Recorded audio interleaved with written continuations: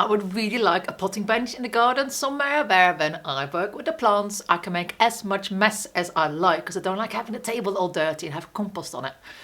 But of course I don't want to spend any money, because what we do on the channel, we use what we already have. So do you think I can make a potting bench out of things I already have in the house? Let's find out. I'm Hester and welcome back to Handmade Home.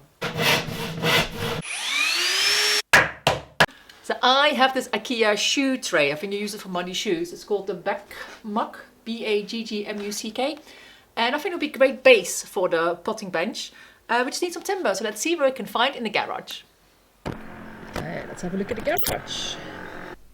I think all these pieces are too short, because I found some plywood bits that might work. And also, this is a slide I made for my daughter when she was tiny in our old house. So that might work as well, because it looks like it's a good size. Ooh, and these wooden blocks I think will make great feet. So I got all the bits I think I might need. So let's see. So this will be a good base. Then I can put something behind, side and to the front. So it looks like it's wide enough. And then maybe one of these as a side. I think it would be nice to follow the line this offcut has. So I just marked it where I need to cut it here and on the back.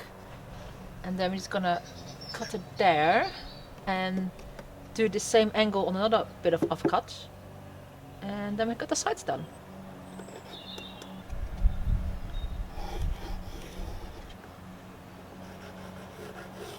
Let's just double check that before I start cutting. So the back lines up and the front almost lines up.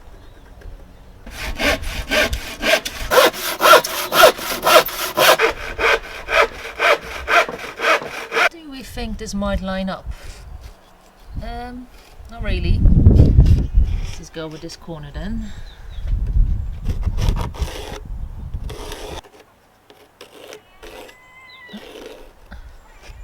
And let's cut this out. Oh, I would like to be like Kermit though and enjoying the spring sun. You comfy there, buddy? You comfy?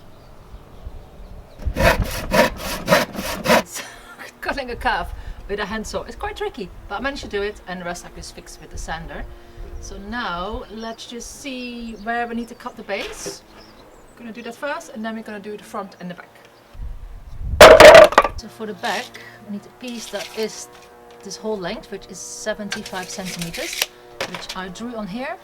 And I also want a shelf. We can cut off from the same piece. So let's see how high this needs to be. That is 16 centimeters.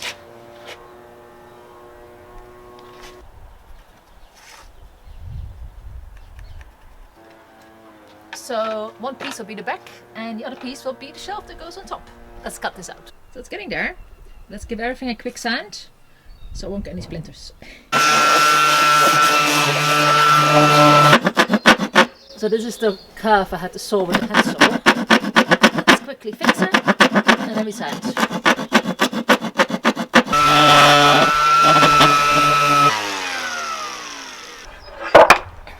Let's start putting things together and then we can do a final sand later.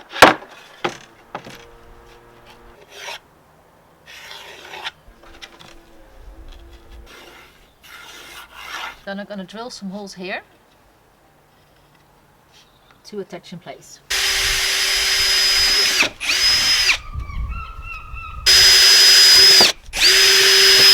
Apply glue.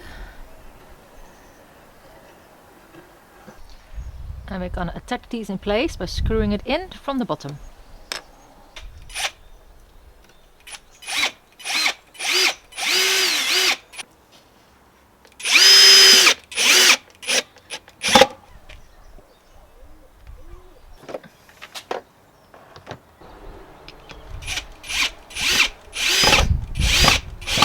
For the back we can use those nails. Put this in place. I'm going to put something behind so it doesn't follow. So we're going to apply glue.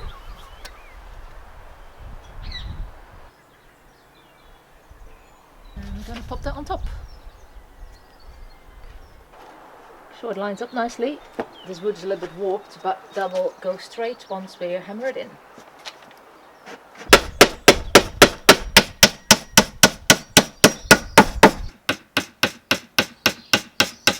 And we attach the shelf in the same way. So let's put glue on here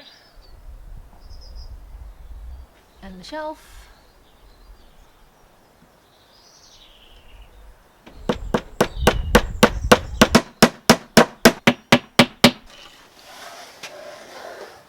For the front I found these pieces. Unfortunately I didn't had a whole piece that's long enough.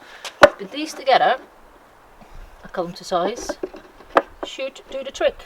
So we're going to drill holes and screw them in place from underneath and apply wood glue in between the pieces.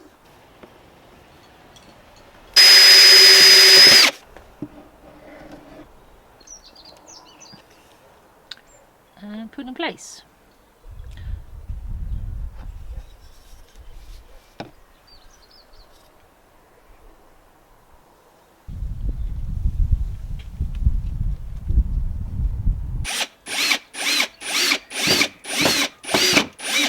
I don't seem to have screws or nails long enough for these legs. What I'm going to do is I'm going to glue them on with a bit of tape and hope for the best. And if they come off, then I'll get some longer screws. So I'm just going to glue these to the edges while it's set to keep in place with some tape.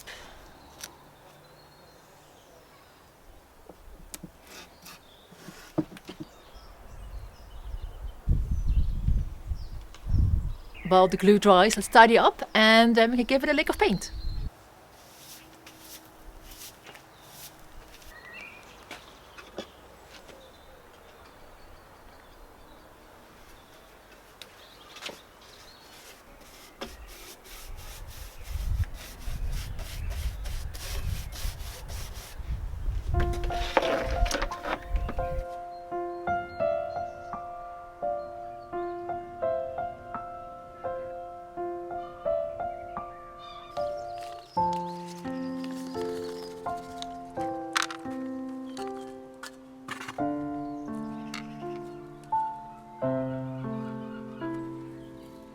I love how the potting table turned out. It's pretty easy to make too, and I only use things I already had in the garage. And when I finish, I can easily tip out the tray and clean it up. If you enjoyed this video, please have a look at all the other videos here on the Handmade Home channel, and I really hope to see you back again soon.